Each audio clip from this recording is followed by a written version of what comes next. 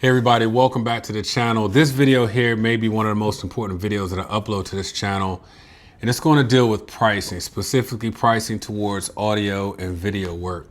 If you're new to this channel, my name is Troy Woods. I am a professional photographer. I'm also an audio video engineer, and the purpose of this channel is to provide tips and information to help you level up your media business. Now, I want to talk to you about today, as I mentioned, is pricing regarding audio and video work. When I first got into audio and video, it just made sense. I was already working with my clients on the photography side and business, and needs were coming up that they needed video work as well. I was already well versed in that, so I began offering it as a service. In doing so, like many of you probably, I just started throwing prices out there to what seemed to make sense.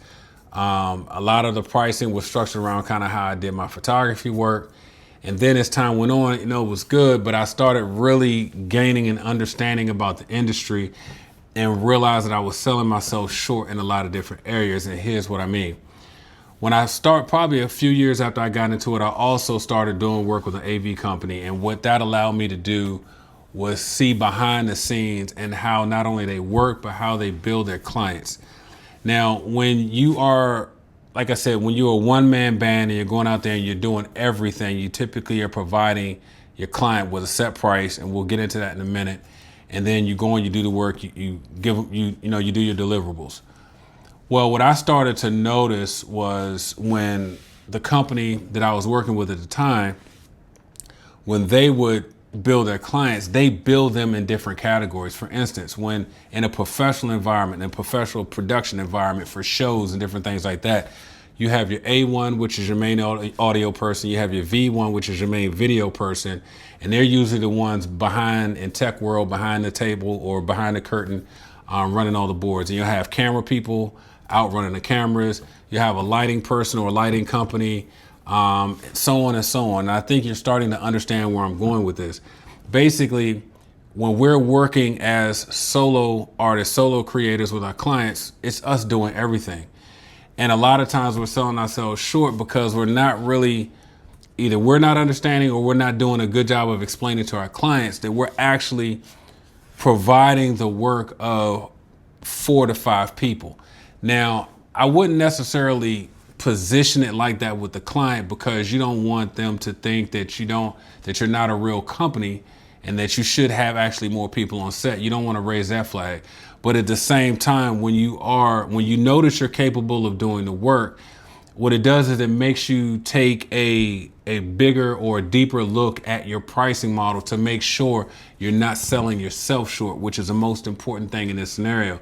Because as a creator, it's always exciting when you get the work and you go out and it's a big project, but then the work, as you know, when you cut the cameras off and break everything down, the work doesn't start. Then you go into editing mode, which is a completely different position. And like I said, a lot of us are doing this as solo creators. So you have your V1, and I did take some notes. You have your V1, like I said, which is your main video person. Your A1 is your main audio person. You have a lighting person or lighting company. You have a grip, someone that's usually going to set stuff up, break it down. And then you have your editors, right? Now, mostly, here's something to think about when it comes to pricing. Typically, especially for good ones, for your V1, your A1, which is your video and your audio person, and lighting person, a lot of times they are billed through these companies on day rates, which means whether they're there for an hour or two or whether they're there for 10 hours, they get paid a daily rate. And that daily rate is usually $450, $500 for the day and up, right? It just depends on the level of skill for that person. All right, so now just think about what I just said. Right now, say you're charging, I don't know, let's just say you're charging $600 to shoot a video, right? And we're already looking in this scenario where each individual person may be on a day rate of $500. So let's say your V1 is 500, your A1 is 500, your lighting person, let's just say they're 450, whatever. You're already, what is that, around $1,450 just for those 3 people? And here's the thing. All they did was actually work on the set. They're not actually doing any of the editing. You have other people for that. So I think you can quickly understand that when you're doing your pricing structure, you really need to make sure, I'm not saying that you just overcharge, but make sure that your pricing is indicative of the work that you're actually doing, right? And we'll get into rates and the different types of rates here in a second. Now, quickly want to talk about pricing structure. There are several different pricing structures you can look at. You can look at an hourly rate, you can look at a day rate, which we just kind of talked about, and you can look at a project rate. Typically, I will look at a project and look at rating everything based on the project itself. Now, when I say that, I'm taking into the account the amount of time I'm going to spend there, the amount of time I'm going to spend editing, what's going to be required. Here's something else that I didn't mention.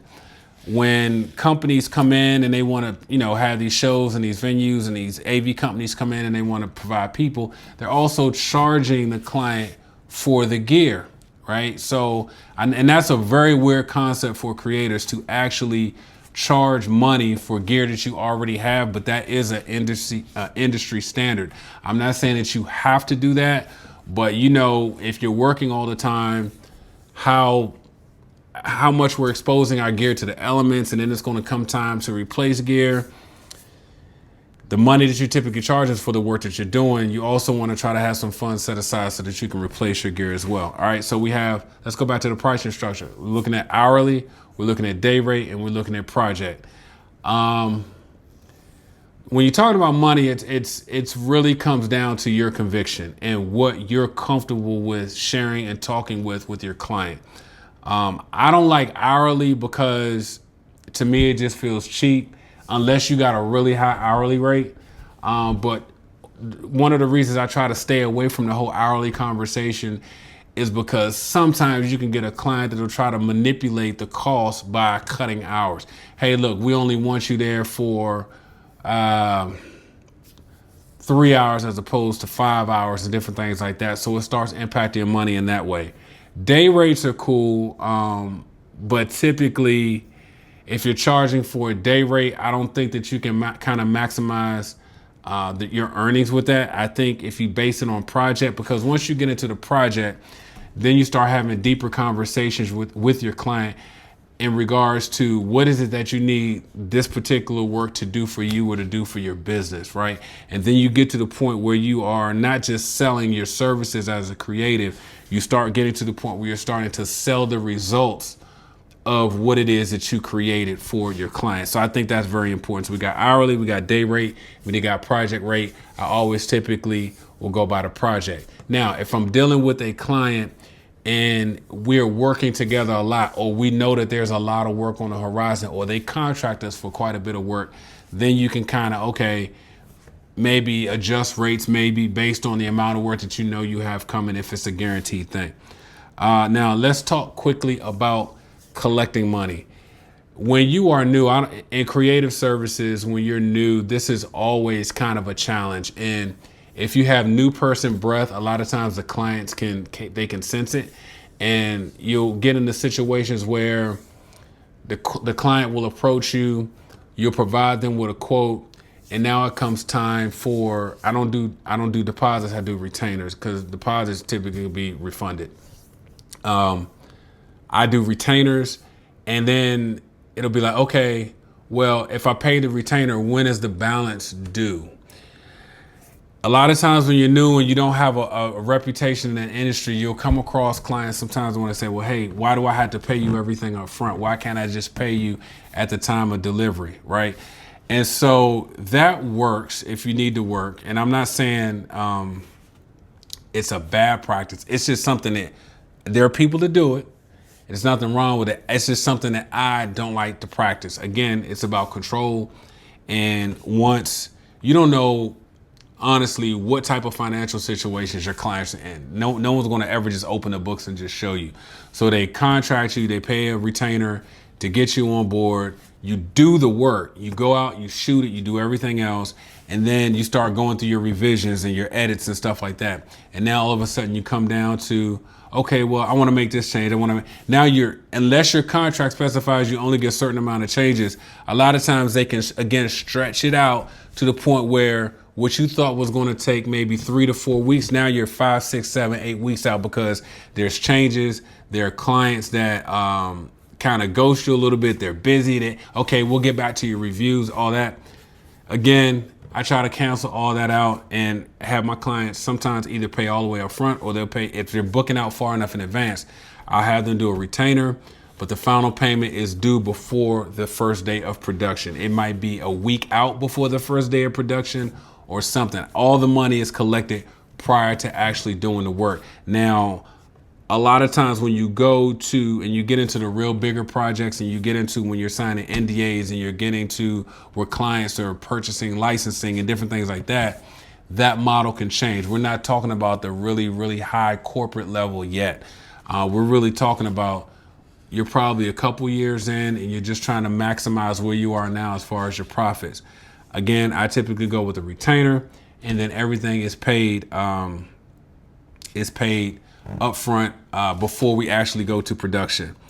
Now, again, this is not an end all be all. This is something that I typically have used over the years. I'm very upfront with my clients. If I can't do the work, I'll let them know. If I need to add people, I let them know. But the biggest thing for me, and this is kind of a sidebar, is, you know, as creators, a lot of times we think we're judged by the work that we do, right? And we are. But one thing that you can do, and this is kind of like an additional footnote to this, one thing that you could do is not only be good at what you're doing, the services that you're providing, but be great in how you show up. Show up on time or a little bit early. Make sure you're dressing for the cause. As creators, as entrepreneurs, we're like, you know what? I'm not in the office. I just want to be comfortable. I just want to wear comfortable shoes. I want to do X, Y, and Z, and that's fine. But a lot of times when I'm going into an environment, I try to match the environment that I'm going into. For instance, if I'm going into a formal environment, I'm not going to show up in jeans. I'm not going to show up, you know, in just a t-shirt or something like that. I always try to match the environment, because again, my job is not to stick out as a creative. Your appearance and how you show up also impacts your pricing. It also impacts as far as how comfortable your client is with you. These are a lot of things that we don't really understand when we're just getting started in the business, but all of these other ancillary items around the actual work that you're doing impact what you're at the end, what you're able to make as a creative. If you kind of notice in this video, I didn't tell you exactly what you should be charging. That can be all over the map. There is no standard pricing. You want to make sure that you have a living wage, of course. But I will say this: if you are charging people and everyone is booking, you're not charging enough. Right? If your booking rate is 90%, you're charging way too low. I would typically say out of 10 people, I'm at least around, I want to be around, I'm comfortable with 50 to 60%, right? Some people would be like, oh, that's too low or whatever, but I'm comfortable with that.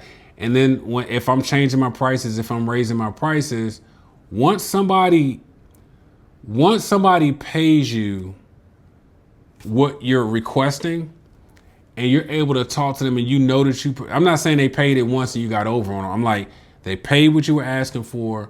They were happy with the service that you provided. They told you that. Then you kind of start looking at that person as, okay, this is kind of the level of clientele that I want to look at going forward. And then you start identifying people in the marketplace to kind of match that criteria, that client that will be willing to pay you what it is that you're asking. In this structure video and kind of just giving you some of the mindset and what goes into pricing, I hope that you were able to find some value. If you want me to kind of break it down a little bit more to get more granular with it, or you want something specifically covered, make sure you leave a comment below and I can definitely have that video created for you. I really appreciate you guys tuning in. I'll catch you in the next one. Take care.